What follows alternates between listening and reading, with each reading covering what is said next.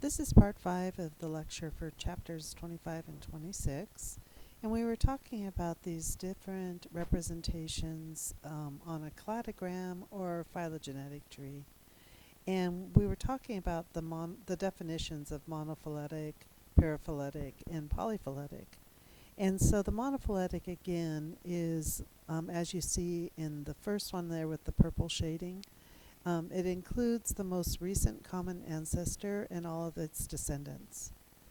And the paraphyletic is not going to include all the descendants, but it will include the most recent ancestor. So as you see there with the pink shading in the middle.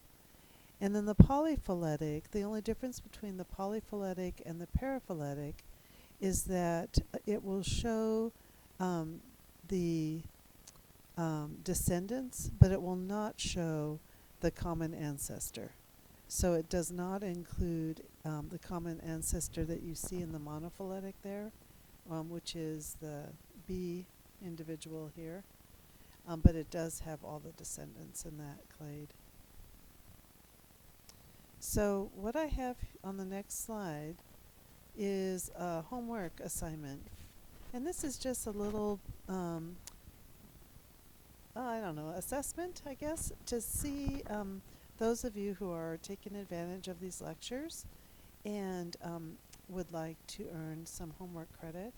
What I'd like you to do is pause this and just jot down your answers for number 1 and number 2 here using the diagrams of these different taxons. So, and then just turn that in next time you're in class.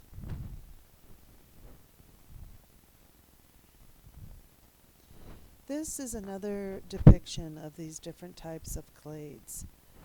So again, a valid clade is one that's monophyletic. And that signifies that it consists of all the ancestor species and all its descendants. What that really means again is at number 1 there, we have the common ancestor and then all the descendants. And this is the only one that actually is a valid clade, because in order to be a clade, it must have that ancestor and it must have all the descendants. But the paraphyletic, for whatever reason, will have some of the descendants along with the common ancestor, but not all of them. You can see in this case the species or group G is not included in this, and so it's a paraphyletic group. And then the polyphyletic, again, you can see it has all of these different descendants, and even some descendants that have a different ancestor.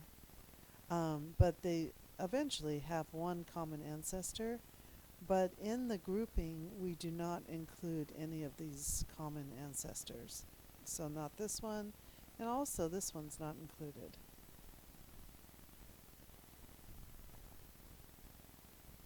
This is another example of a paraphyletic and a polyphyletic group. So hopefully you can start to see the difference between them.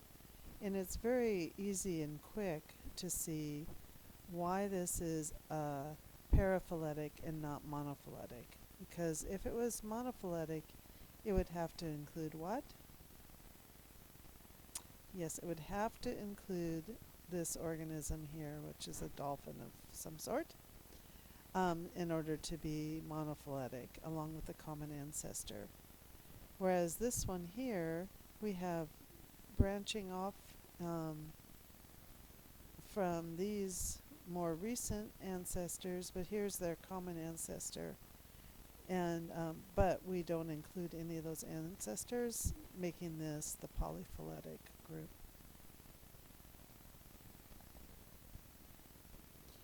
So in comparison with its ancestor, an organism has both shared and different characteristics, which seems pretty obvious. But there are some slight differences in terminology that you should be aware of. You can have a shared ancestral character, which is a character that originated in an ancestor of the taxon.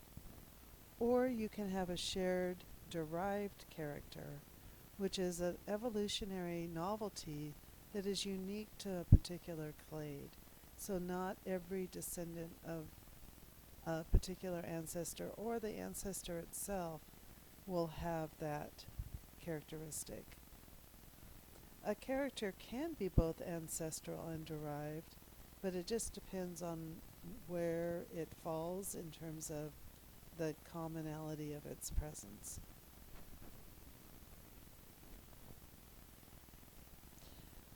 One thing that you should be aware of is what an outgroup is. So an outgroup is a group that diverged before the in-group, which seems kind of like an obvious definition. But it's a species that is kind of related to the species being studied, but not as related as the other species are related to each other. So in this case, we have this outgroup, looks like O, which you can see is diagrammed out here. It doesn't really share very many characteristics with the rest of these organisms, but it has a common ancestor back here. But it diverged off before these characteristics actually became present. So that's considered an outgroup. In some trees, not all, and so don't make the mistake of making an assumption that all trees have this characteristic. But in some, the length of a branch can reflect the number of genetic changes that have taken place in a particular DNA sequence in that lineage. Sometimes the length of the tree can also indicate time that has passed. So in this case, we see the time that has passed. So you need to look carefully at what is being shown by the different clades or trees that you're shown, and look for labels to see if it actually is showing time or whether it's showing commonality of DNA sequences. So the best hypotheses for phylogenetic trees fit the most data. And that data, again, is going to be morphologic, molecular, and fossil. And phylogenetic bracketing allows us to predict features of an ancestor from features of its descendants. For example, by putting together a phylogenetic bracket, it allows us to infer characteristics of dinosaurs. So we're going to look here at this animation on the geologic record.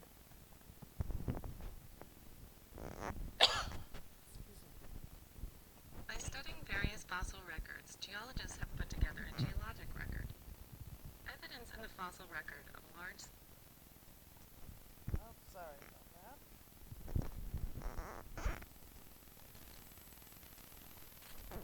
By studying various fossil records, geologists have put together a geologic record. Evidence in the fossil record of large-scale extinctions and/or enormous radiation of many diverse new life forms defines the main boundaries within the geologic record. As you move through the geologic record, the names and dates will change. Also, a diagram at the upper left will show what is known of the history of continental drift, based on evidence dating from the Mesozoic era. During the Precambrian time, which began at least 4,600 million years ago and ended 542 million years ago, life began on Earth. The first prokaryotic cells and cyanobacteria appeared, as well as the first animals. The beginning of the Paleozoic era, 542 million years ago, marked the origin of most modern animal phyla. The first plants, jawless fish, bony fish, and amphibians evolved. Amphibians became the dominant vertebrate life form, while the first reptiles and seed plants appeared. By the end of the era, 251 million years ago, many marine and terrestrial organisms had become extinct. The Mesozoic era stretched from 251 million to 65 million years ago. At the beginning of this era, the reptiles radiated out as dinosaurs to dominate the landscape, along with the cone-bearing plants, or gymnosperms. At the same time, the first birds and mammals originated. As the climate and Earth's surface changed, flowering plants appeared and many organisms, including most dinosaurs, became extinct.